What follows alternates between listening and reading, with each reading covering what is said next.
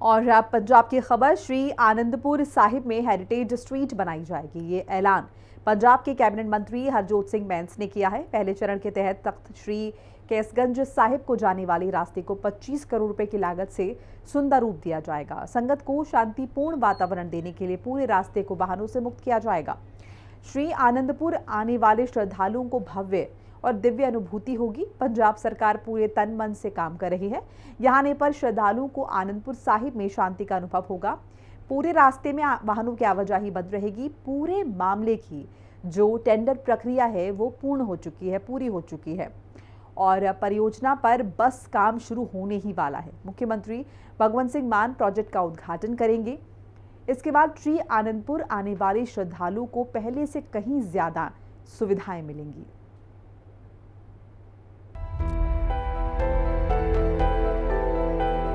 श्री गुरु ग्रंथ साहिब जी के प्रथम प्रकाश पर्व के मौके पर पंजाब के शिक्षा मंत्री और श्री आनंदपुर साहिब हलके से विधायक हरजोत सिंह बैंस ने मुख्य गुरुद्वारा साहिब से तख्त श्री केसगढ़ साहिब तक शानदार हेरिटेज स्ट्रीट बनाने की घोषणा की है। यहीं पर 10वें पातशाह श्री गुरु गोबिंद सिंह जी ने खालसा पंथ की स्थापना की थी। श्री गुरु ग्रंथ साहिब जी के प्रथम प्रकाश पर्व के पावन अवसर पर दुनिया भर में बसने वाली सिख संगत को हार्दिक शुभकामनाएं देते हुए हरजोत सिंह बैंस ने कहा कि हेरिटेज स्ट्रीट प्रोजेक्ट का उद्देश्य इस पवित्र मार्ग को संगमरमर के सुंदर नक्काशी, सुव्यवस्थित फूल पौधों की सजावट और आकर्षक प्रकाश व्यवस्था से सुसज्जित कर श्रद्धालुओं को शांतिपूर्ण और आध्यात्मिक वातावरण प्रदान करना है। शिक्षा मंत्री हरजोत सिंह बैंस ने बताया कि परियोजना के पहले चरण के तहत 25 करोड़ रुपए खर्च किए जाएंगे और इस मार्ग को पैदल श्रद्धालुओं के लिए शांत और अधिक अनुकूल जोन में बदला जाएगा, जो वाहनों की आवाजाही से पूरी तरह मुक्त होगा। इससे श्रद्धालु शांति और श्रद्धा के साथ इस पवित्र मार्ग पर चल सकेंगे। इसके अलावा तख्त साहिब को जाने वाली सीढ़ियों को भी शानदार संगमरमर और आकर्षक डिजाइन से नया स्वरूप दिया जाएगा, जो इस स्थान के आध्यात्मिक वातावरण में नई आभा जोड़ेगा। कैबिनेट मंत्री हरजोत सिंह बैंस ने बताया कि अब टेंडर प्रक्रिया पूरी हो चुकी है और ये प्रोजेक्ट जल्द ही शुरू कर दिया जाएगा, जिसका उद्घाटन मुख्यमंत्री भगवंत सिंह मान करेंगे। ये विकास का काम श्रद्धालुओं के आध्यात्मिक अनुभव को गहन बनाने के साथ स्थानीय पर्यटन को भी बढ़ावा देगा। इस परियोजना से श्री आनंदपुर साहिब की पवित्र धरती पर श्रद्धालुओं की सुविधाओं में भी और अधिक वृद्धि होगी। ब्यूरो रिपोर्ट, हिंदी खबर। वित्त मंत्री हरपाल सिंह चीमा का कहना है कि पहले की कांग्रेस और अकाली भाजपा सरकारों से विरासत में मिले आबकारी बकाये की वसूली तेज कर दी गई है। मौजूदा वित्तीय वर्ष में 1 करोड़ 85 लाख रुपए वसूले गए हैं। इस दौरान 20 करोड़ 31 लाख रुपए मूल्य की 27 संपत्तियां बेची जाएंगी। सितंबर के पहले 2 हफ्तों में श्री मुक्तसर साहिब, फाजिलका और मानसा में 14 संपत्तियों की नीलामी होगी। आबकारी विभाग का लक्ष्य 67 बकाया मामलों से राजस्व वसूली करने का है। नीलामी प्रक्रिया में कृषि, वाणिज्य, आवासीय जमीन शामिल है। इसके अलावा पुराने बकाये को वापस लेने के लिए पंजाब सरकार ने व्यापक रणनीति जो है वो तैयार की है। हाल के दिनों में पंजाब में रिकॉर्ड राजस्व आ रहा है, नए निवेश हो रहे हैं और टैक्स स्थिति से भ्रष्टाचार दूर कर संग्रह बेहतर बनाया गया है। एक रिपोर्ट। वित्तीय अनुशासन को मजबूत करने और राजस्व प्राप्ति को अधिकतम करने के ठोस प्रयास में पंजाब के वित्त, योजना, आबकारी और कर मंत्री एडवोकेट हरपाल सिंह चीमा ने घोषणा की कि पंजाब आबकारी आयुक्तालय ने पिछली अकाली भाजपा और कांग्रेस सरकारों से विरासत में मिले लंबे समय से लंबित आबकारी बकाये की वसूली के प्रयास तेज कर दिए हैं। विभाग की तरफ से मौजूदा वित्तीय वर्ष 2025-26 में 1 करोड़ 85 लाख रुपए की वसूली पहले ही की जा चुकी है। वित्तीय जवाबदेही की दिशा में एक अहम कदम उठाते हुए 20 करोड़ 31 लाख रुपए मूल्य की 27 संपत्तियों को बेचने की अनुमति दी गई है। वित्त मंत्री हरपाल सिंह चीमा ने कहा कि इन संपत्तियों की नीलामी प्रक्रिया शुरू कर दी गई है। इस रिकवरी अभियान के तहत श्री मुक्तसर साहिब, फाजिलका और मानसा जिलों में स्थित 14 संपत्तियों की नीलामी सितंबर के पहले 2 हफ्तों के दौरान की जाएगी। मानसा और बठिंडा जिलों में 6 संपत्तियां हैं। इनमें 5 करोड़ 40 लाख रुपए की कीमत वाली कृषि और वाणिज्यिक आवासीय जमीन शामिल हैं। इन्हें 4 सितंबर को नीलाम किया जाएगा। 8 सितंबर को श्री मुक्तसर साहिब में 4 करोड़ 89 लाख रुपए की कुल कीमत वाली 4 कृषि संपत्तियों की नीलामी होगी। श्री मुक्तसर साहिब और फाजिलका में 4 कृषि संपत्तियों का एक और सेट 11 सितंबर को नीलाम किया जाएगा। इसकी कीमत 1,99,00,000 रुपए है। वित्त मंत्री ने यह भी घोषणा की कि सितंबर के अंत में 8 और संपत्तियों की नीलामी करते हुए इस रिकवरी अभियान की निरंतर गति सुनिश्चित की जाएगी। सरकार को इस वित्तीय वर्ष के भीतर ही 67 लंबित बकाया मामलों से पर्याप्त राजस्व वसूल है। ये पहल विरासत में मिले बकाये को व्यवस्थित करने और रुके हुए राजस्व को अनलॉक करने की एक व्यापक रणनीति का हिस्सा है। वित्त मंत्री हरपाल सिंह चीमा ने कहा कि मुख्यमंत्री भगवंत सिंह मान के नेतृत्व में लाइसेंस फीस समय पर वसूली जा रही है, जिससे किसी भी तरह के बकाये की गुंजाइश ही नहीं बची है। उन्होंने लंबे समय से अटके बकाये की वसूली को पंजाब की वित्तीय सेहत को मजबूत करने की दिशा में एक महत्वपूर्ण कदम बताया और अनुपालन और जवाबदेही के प्रति सरकार की वचनबद्धता को रेखांकित किया।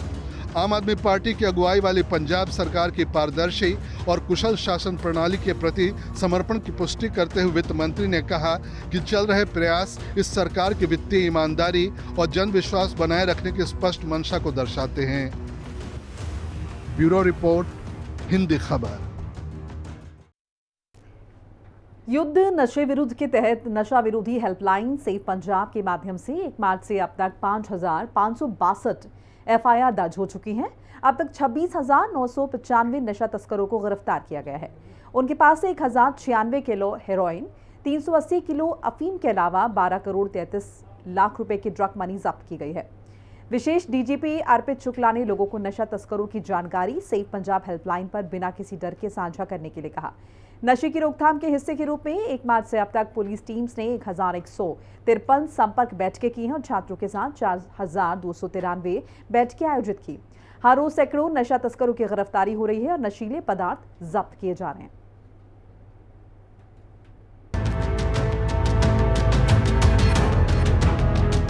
मुख्यमंत्री भगवंत सिंह मान के निर्देशों पर शुरू की गई नशा विरोधी मुहिम युद्ध नशे विरुद्ध के तहत पंजाब की safe Punjab WhatsApp chatbot portal 9779100200 पर जनता से प्राप्त जानकारी के आधार पर 1 मार्च 2025 से अब तक 5,562 एफआईआर दर्ज की गई हैं। सेफ पंजाब नशा विरोधी हेल्पलाइन पंजाब सरकार की एक प्रमुख पहल है। इसका उद्देश्य नशे से संबंधित समस्याओं से जूझ रहे व्यक्तियों को आसान पहुंच और उचित सहायता प्रदान करना है। विशेष महानिदेशक पुलिस कानून एवं व्यवस्था अर्पित शुक्ला ने कहा कि सेफ पंजाब चैटबॉट ने एक नए दौर की शुरुआत की है। इसमें लोगों की पहचान गोपनीय रखी जाती है। इसी विशेषता के कारण इसे जनता का व्यापक समर्थन मिला है। लोग अब खुद आगे बढ़कर तस्करों की रिपोर्ट करने लगे हैं और सुझाव भी देने लगे हैं। उन्होंने लोगों से भविष्य में भी बिना किसी भय के इस चैटबॉट पर नशा तस्करों से संबंधित गुप्त जानकारी साझा करने के लिए प्रेरित किया। विशेष डीजीपी ने बताया कि नशा तस्करों के खिलाफ चल रही कार्रवाई के साथ पंजाब पुलिस ने पुलिस महानिदेशक गौरव यादव के नेतृत्व में एक विशेष नशा विरोधी जागरूकता अभियान भी शुरू किया है, ताकि इस गंभीर समस्या के खिलाफ लड़ाई में आम जनता में एकता और सहयोग की भावना उत्पन्न की जा सके।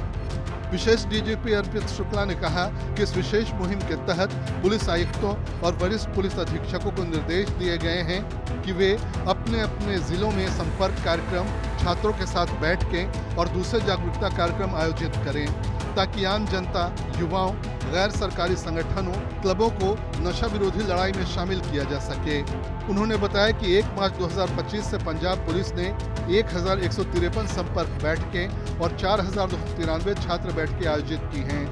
युद्ध नशे विरुद्ध मुहिम के परिणाम साझा करते हुए विशेष डीजीपी अर्पित शुक्ला ने बताया कि पंजाब पुलिस ने 1 मार्च 2025 से अब तक 17,373 एफआईआर दर्ज की हैं और 26,995 नशा तस्करों को गिरफ्तार किया है। इन तस्करों के कब्जे से 1,096 किलो हेरोइन, 380 किलो अफीम, 23 टन भुक्की, 29 किलो चरस, 221 किलो गांजा, 6 किलो आईसी, 3 किलो 300 ग्राम कोकीन, 32,91,000 नशीली गोलियां कैप्सूल और 12 करोड़ 43 लाख रुपए की ड्रग मनी बरामद की गई है। पुलिस टीमों ने युद्ध नशे विरुद्ध मुहिम के 176वें दिन भी नशे के खिलाफ घेरेबंदी और तलाशी अभियान जारी रखा। इसके तहत रविवार को 320 स्थानों पर छापेमारी की गई और प्रदेश भर में 68 नशा तस्करों की गिरफ्तारी के बाद 48 एफआईआर दर्ज की गई। विशेष डीजीपी ने बताया कि इन छापों में गिरफ्तार किए गए तस्करों से 1 किलो हेरोइन, 5,633 नशीली गोलियां, कैप्सूल और 23,910 रुपए की ड्रग मनी बरामद की गई। 70 अधिकारियों की निगरानी में 1000 से अधिक पुलिस वालों की 120 से ज्यादा पुलिस टीमों ने पूरे राज्य में छापेमारी की और दिन भर चले इस अभियान में 345 संदिग्ध व्यक्तियों की जांच की गई। विशेष डीजीपी ने कहा कि राज्य सरकार की तरफ से नशे के खात्मे के लिए लागू की गई 3 स्तरीय रणनीति प्रवर्तन, नशा मुक्ति और रोकथाम के हिस्से के रूप में पंजाब पुलिस ने रविवार को 47 लोगों को नशा मुक्ति और पुनर्वास के लिए भेजा। ब्यूरो रिपोर्ट, हिंदी खबर। पंजाब का जेल विभाग हाईटेक हो रहा है। मौजूदा वित्तीय वर्ष में आधुनिक उपकरणों की स्थापना से जेलों का बुनियादी ढांचा और मजबूत किया जाएगा। ये जानकारी पंजाब के जेल मंत्री लालजीत सिंह भुल्लर ने दी। 8 केंद्रीय जेलों में आर्टिफिशियल इंटेलिजेंस आधारित सीसीटीवी सिस्टम की स्थापना पूरी कर ली गई है। सभी जेल आधुनिक जैमर से लैस होंगी। कैदियों की अवैध गतिविधि रोकने के लिए जेलों में full body scanner, body worn कैमरे, flood lights, walkie talkie set, boom barrier, CCTV कैमरे, स्निफर डॉग्स, एक्सरे आधारित scanners, search lights, high mast poles, non linear junction detector, anti riots kits, E cards और high security zone में wire mesh आदि सुरक्षा उपकरणों की खरीद की जा रही है। पंजाब के जेल विभाग की तरफ से सुरक्षा के बुनियादी ढांचे को और मजबूत करने के लिए राज्य की जेलों के लिए अति आधुनिक सुरक्षा उपकरण खरीदने की प्रक्रिया शुरू कर दी गई है। पंजाब के जेल मंत्री लालजीत सिंह भुल्लर ने बताया कि मुख्यमंत्री भगवंत सिंह मान के नेतृत्व वाली पंजाब सरकार राज्य की जेलों की सुरक्षा को लेकर हमेशा गंभीर रही है। मौजूदा वित्तीय वर्ष में जेलों की सुरक्षा बुनियादी ढांचे को मजबूत करने के लिए प्रमुख सुरक्षा उपकरणों के साथ full body scanner, body worn कैमरे, flood lights, walkie talkie set, boom barrier, CCTV कैमरे, स्निफर डॉग्स, एक्सरे आधारित scanner, search lights, high mast poles, non linear junction detector, anti riots kits, E courts और high security zone में wire mesh जैसे सुरक्षा उपकरणों की खरीद की जा रही है। मंत्री लालजीत सिंह भुल्लर ने बताया कि राज्य की 2 जेलों में tower for harmonious call blocking system यानी THCBS जैमर स्थापित किए गए हैं। जेल के मुख्य दीवार के बाहर से प्रतिबंधित सामान फेंकने, दीवार चढ़ने, दंगों और मोबाइल उपयोग की स्थिति में अलार्म देने के लिए 8 केंद्रीय जेलों में आर्टिफिशियल इंटेलिजेंस आधारित सीसीटीवी सिस्टम की स्थापना पूरी हो चुकी है। ये प्रणाली राज्य के 17 दूसरे जेलों में भी लागू की जा रही है। इसके अलावा राज्य की 13 संवेदनशील जेलों को कवर करने के लिए 19 एक्सरे बैगेज स्कैनर भी खरीदे गए हैं। जेल मंत्री ने बताया कि कैदियों के आचरण पर नजर रखने के लिए 200 बॉडी वॉर्न कैमरे उपयोग में लाए जा रहे हैं। उच्च जोखिम वाले कैदियों वाली जेलों के हाई सिक्योरिटी जोन में सभी सेल को कवर करने के लिए 295 सीसीटीवी कैमरे लगाए जा रहे हैं। इसी तरह 13 संवेदनशील जेलों के हाई सिक्योरिटी जोन में निर्धारित स्थानों पर मोबाइल नेटवर्क जैमिंग सॉल्यूशन स्थापित किया जा रहा है। पुलिस विभाग की तरफ से जेलों में बंद कैदियों को अदालतों में पेश करने में आने वाले खर्च और स्टाफ की बचत के लिए अधिक से अधिक कैदियों को वीडियो कॉन्फ्रेंसिंग के माध्यम से पेश करने की पहल भी की गई है। इसके लिए जेलों में 159 वीसी सिस्टम स्थापित किए गए हैं और 200 से अधिक वीसी सिस्टम और वीसी रूम बनाने का प्रस्ताव विचाराधीन है। ब्यूरो रिपोर्ट, हिंदी खबर। पंजाब की सामाजिक सुरक्षा, महिला एवं बाल विकास मंत्री डॉक्टर बलजीत कौर ने सभी विभागों के प्रमुखों को निर्देश दिया है कि दिव्यांग कर्मचारियों को नाइट ड्यूटी नहीं दें। डॉक्टर बलजीत कौर ने इसे दिव्यांग कर्मचारियों के कल्याण की दिशा में एक और सार्थक कदम बताया है। सरकारी कार्यालयों में बैरियर फ्री वातावरण बनाने का ये एक प्रयास है। दिव्यांग एसोसिएशन ने मंत्री डॉक्टर बलजीत कौर से दिव्यांग कर्मचारियों को राहत की मांग की थी। इसी पर कार्रवाई करते हुए डॉक्टर बलजीत कौर ने ये फैसला लिया है, अधिकारियों को आदेश जारी किया है। उन्होंने कहा कि पंजाब सरकार दिव्यांगों के विकास के लिए प्रतिबद्ध है। पंजाब सरकार ने दिव्यांग कर्मचारियों की समस्याओं को गंभीरता से लेते हुए और उनकी सुविधा को ध्यान में रखते हुए एक महत्वपूर्ण निर्णय लिया है।